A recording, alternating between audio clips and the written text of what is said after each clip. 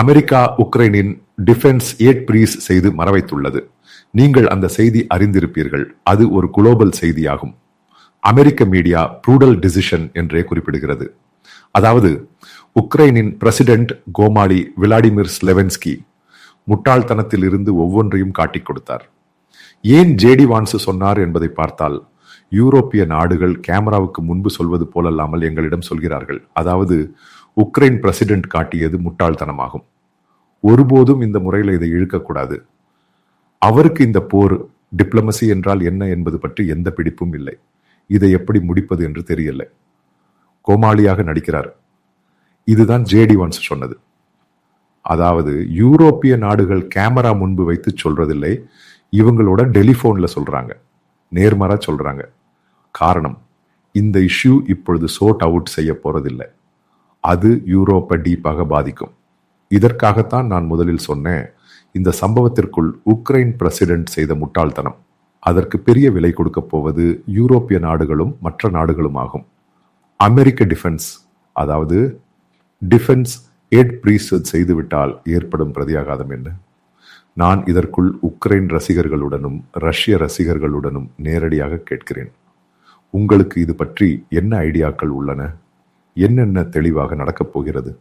முதலில் புரிந்து கொள்ள வேண்டியது, ஏறத்தாழ 2000 பரம் அமெரிக்க சோல்ஜியர்கள் உக்ரைன் படையினருக்கு பயிற்சி கொடுப்பதற்கும் அவர்களுக்கு ஏர் இன்டெலிஜென்ஸ் கொடுப்பதற்கும் வேண்டி அங்கு உள்ளனர்.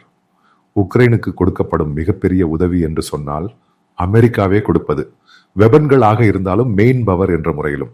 காரணம், நேரடியாக ஃப்ரண்ட் லைனில் அமெரிக்க சோல்ஜியர்கள் பங்கேற்கவில்லை என்பது மட்டுமே. அதில் மிக முக்கியம் என்பது, உக்ரைனுக்கு அமெரிக்கா கொடுத்திருக்கும் anti defence system, anti air defence system. அதாவது ரஷ்யாவில் இருந்து வரும் ராக்கெட்டுகளும் மிசைல்களும் ஃபாஸ்ட் ஹைபர் சோனிக் மிசைல்களாக வருவது. இவற்றை தடுக்க வேண்டி அமெரிக்காவே ஏர் டிஃபென்ஸ் சிஸ்டம் கொடுத்திருக்கிறது. பேட்ரியாட் ஆக இருந்தாலும் பல சிஸ்டங்களும் இது முழுவதும் அமெரிக்க படையினர் சொல்லும் விதத்தில் உக்ரைன் படையினர் ஆபரேட் செய்கிறார்கள். இது நின்றுவிட்டால் கீவ் சிட்டியில் இந்த சொல்லப்படும் விளாடிமிர் லெவன்ஸ்கி இருக்கும் இடத்துல போய் ஹிட் செய்யும். இதை பின்னர் தடுக்க முடியாது. பின்னர் எப்படி தடுப்பது? காரணம், இவை அனைத்தும் அமெரிக்க எக்யூப்மெண்ட்டுகள் ஆகும். இதை அமெரிக்கா அவர்களுக்கு கொடுத்தது. ஆனால் இது ஒவ்வொரு ஃபயர் கழிந்த பிறகும் இதை ரிப்பேர் செய்ய வேண்டும். அதை இவர்களால் செய்ய தெரியவில்லை. காரணம், எக்யூப்மெண்டஸ் கொடுக்க வேண்டும், அதன் ரிப்பேர் செய்யும் ஸ்பேர் பார்ட்ஸ் கொடுக்க வேண்டும். இவை எதுவும் இந்த சொல்லப்படும் உக்ரைன் படையில் அவர்களுக்கு கேப்பபிலிட்டி இல்லை. இனி அதை ரீப்ளேஸ் செய்வதாக வைத்துக் கொள்வோம். அதாவது பிரான்சும் பிரிட்டனும் மற்ற நாடுகளும் இந்த ஏர் டிஃபென்ஸ் சிஸ்டம் ரீப்ளேஸ் செய்ய வேண்டி தருவார்கள். ஆனால் இந்த நாடுகளின் கையில் ஃபாஸ்ட் சூப்பர் சோனிக் மிசைல்கள் ரஷ்யாவில் இருந்து வரும்போது அவற்றை டிஃபெண்ட் செய்யும் முறையிலான ஆயுதங்கள், அதாவது ஏர் டிஃபென்ஸ் சிஸ்டம், இந்த சொல்லப்படும் யூரோப்பிய நாட்டின் கையில் இல்லை. அவர்கள் இப்போது டெவலப் செய்ய போகிறார்கள். இந்த வார்க்கு பிறகு அப்போது முதலில் சில விஷயங்களை கிரவுண்ட் ரியாலிட்டி புரிந்து கொள்ள வேண்டும். பின்னர் ஸ்டார்லிங் என்று சொல்லப்படும் சம்பவம், அது பேசிக்கலி வாங்கி இருப்பது போலந்து ஆகும். ஏலோன் மஸ்கிந்து அது கொடுக்கப்பட்டிருப்பது உக்ரைனுக்கு ஆகும். அதை ஆபரேட் செய்வது யாரு? அமெரிக்க சோல்ஜியர்கள். இந்த டெலிகம்யூனிகேஷன் சிஸ்டம், அதற்குள் இந்த சம்பவங்கள் இடையிடையே மாற வேண்டும். அது உக்ரைன் சோல்ஜியர்களுக்கு தெரியாது எப்படி ஆபரேட் செய்ய வேண்டும் என்று. அதனாலதான் அமெரிக்க சோல்ஜியர்கள் ஆபரேட் செய்தார்கள்.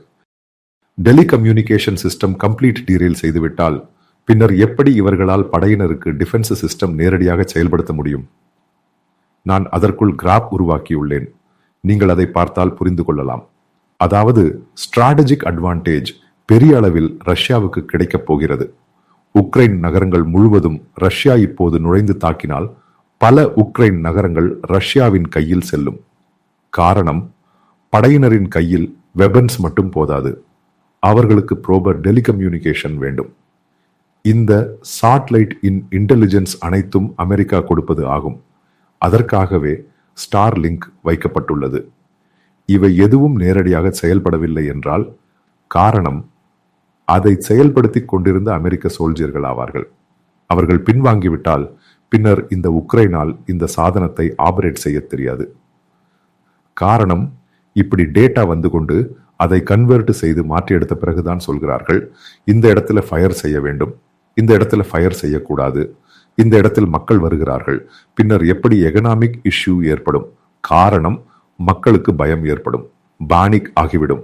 காரணம், அமெரிக்கா பின்வாங்கிவிட்டது. அதோடு ரஷ்யாவுக்கு அட்வான்டேஜ் ஆகிவிடும்.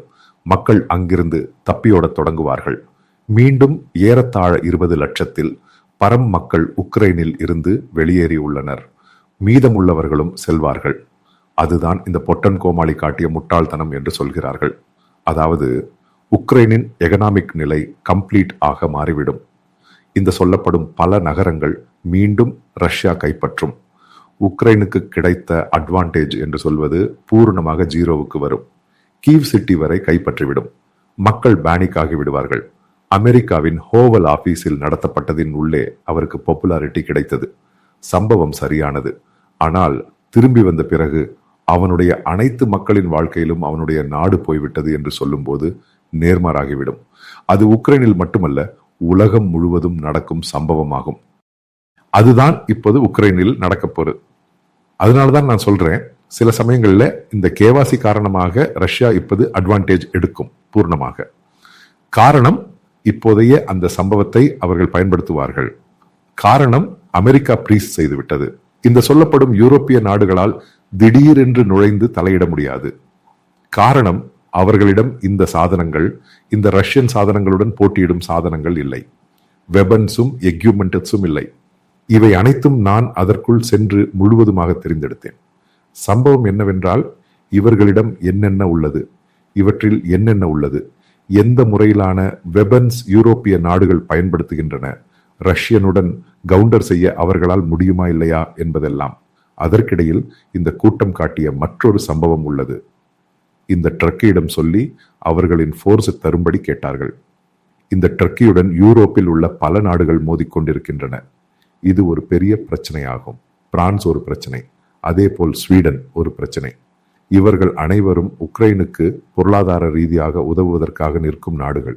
இப்படி வந்துவிட்டால் இவர்களுக்கு பிரச்சனை ஏற்படும். காரணம், டர்க்கியின் படையை அங்கு கொண்டு வர முடிவு செய்துள்ளார்கள். அவர்களை கொண்டு வந்துவிட்டால் இந்த யூரோப்பிய நாடுகள் டர்க்கியை ஏற்கவில்லை. அதனால்தான் அவர்களை பல இடங்களில் அருகில் விடவில்லை. காரணம், செக்யூரிட்டி மீட்டேல் கூட டர்க்கி அவர்களை அருகில் விடவில்லை. காரணம், எர்டோகானின் பண்பு காரணமாக. அதனால் டர்க்கியுடன் ஒரு புதிய உறவை உருவாக்கப் போகிறார்கள். அவர்களின் போர்ஸை இறக்கப் போகிறார்கள். இவை அனைத்தும் இவரே சொன்னது. இதனுடன் இந்த யூரோப்பிய நாடுகள் இவரிடமிருந்து விலகும். பின்னர் மற்றொரு விஷயத்தை நீங்கள் புரிந்து கொள்ள வேண்டும்.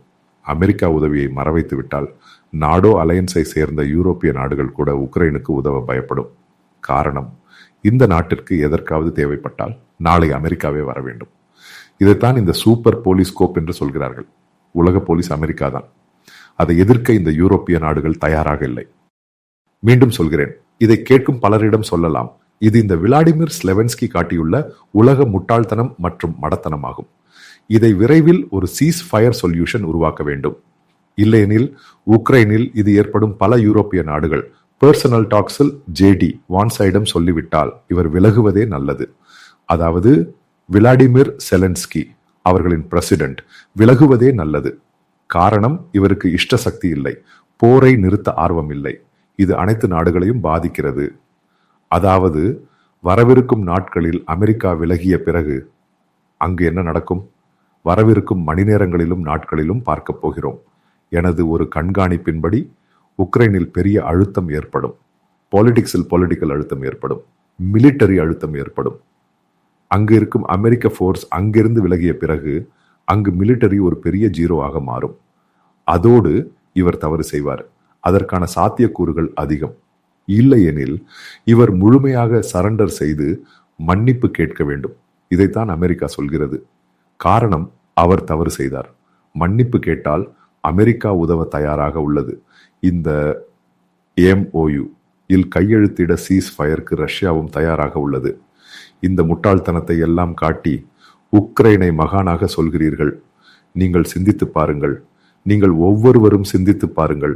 இவர் முட்டாள்தனம் காட்டியிருக்கிறாரா இல்லையா? அமெரிக்கா பின்வாங்கினால் என்ன நிலை ஏற்படும் என்று நான் ஏற்கனவே சொல்லியிருக்கிறேன். அந்த நாடே இல்லாமல் போய்விடும். ரஷ்யா அதை கைப்பற்றும். அதை கைப்பற்றிய பிறகு நிலையை பற்றி சிந்தியுங்கள். நாளை யூரோப்பின் செக்யூரிட்டி என்ன? ஒவ்வொரு பாயிண்டையும் பாயிண்ட் பை பாயிண்ட் ஆக பாருங்கள். அதாவது ஒரு பொட்டென்ஷியல் த்ரெட் ஆக மாறிவிட்டார் இந்த உக்ரைன் பிரசிடென்ட். இவர் விலகி நிற்பதே நல்லது. இல்லையெனில் இவர் மன்னிப்பு கேட்டு இதற்கு ஒரு வழி செய்யலாம். முதலில் அமெரிக்காவே சொல்கிறது, ரஷ்யா கைப்பற்றிய பல இடங்களையும் திருப்பிக் கொடுக்க தயாராக உள்ளது. உக்ரைன் எடுத்த இடங்களையும் திருப்பிக் கொடுக்க வேண்டும். காரணம், முதலில் ஒரு சீஸ் ஃபயர் வர வேண்டும். பின்னர் மேசையில் அமர்ந்து நெகோஷியேட் செய்ய வேண்டும். இதைத்தான் ரஷ்யா அமெரிக்கா சொல்கிறது. செக்யூரிட்டி கன்சர்ன் என்று சொல்வது யூரோப்பிய நாடுகள் செய்யும். யூரோப் தயாராக உள்ளது. அங்குதான் இந்த கோமாளி உண்மையில் உலகம் முழுவதையும் வெட்கப்படுத்தி இருக்கிறார். அதற்கு விலை, பெரிய விலை கொடுக்க வேண்டியிருக்கும். இது யூரோப்பிய நாடுகள் முழுவதையும் பாதிக்கும். அங்கு வாழ்பவர்களையும் தங்கியிருப்பவர்களையும் வேலை செய்யும் மலையாளிகள் உட்பட பாதிக்கும். அதாவது மீண்டும் உலகில் அன்சர்டனிட்டி ஏற்பட போகிறது. இதற்கு ஒரு சொல்யூஷன் கிடைக்க வேண்டும். இதை பற்றி மட்டுமே நான் சொன்னேன். என்ன நடந்தது, இது வரும் நேரத்தில் என்ன நடக்கும், பின்னர் என்ன மாற்றங்கள் ஏற்படும், இங்கே யார் தப்பு பண்ணார்கள், இதுக்கு ஒரு வழி கிடைக்கும். பின்னர் நாம் ஒவ்வொன்றாக அமர்ந்து ஒவ்வொரு விஷயத்தையும் சர்ச் செய்து முடிவு செய்யலாம். இதைத்தான் குளோபல் ஒரு வேர்ல்ட் ஆர்டர் என்று சொல்கிறார்கள். அதற்கு ஏற்பதான் உலகம் முன்னேறுகிறது. அதை பற்றி மட்டுமே நான் சொன்னேன்.